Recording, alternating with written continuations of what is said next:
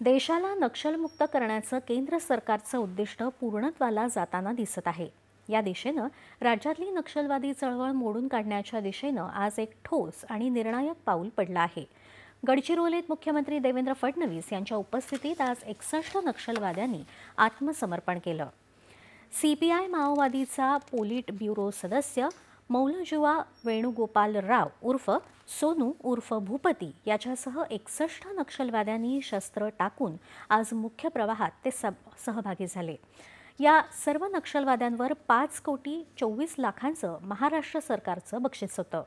गडचिरोलीच्या इतिहासात पहिल्यांदाच इतक्या मोठ्या प्रमाणात नक्षलवाद्यांनी आत्मसमर्पण केलं आहे। यावेळी मुख्यमंत्र्यांनी या आत्मसमर्पण केलेल्या नक्षलवाद्यांना संविधानाची प्रत दिली। या कार्यक्रमात मुख्यमंत्र्यांच्या हस्ते नक्षलपीडित कुटुंबांना धनादेशाचं वितरण करण्यात आलं। जहाल नक्षलवादी भूपतीनं सप्टेंबरमध्ये शस्त्र टाकण्याचे संकेत देणारं एक पत्रक जारी केलं होतं। त्याला छत्तीसगड आणि देशातील इतरत्र असलेल्या नक्षलवाद्यांनी पाठिंबा दिला होता। नक्षलवादी चळवळ मोडीत काढण्याच्या दृष्टीनं ही महत्त्वाची घटना मानली जात आहे।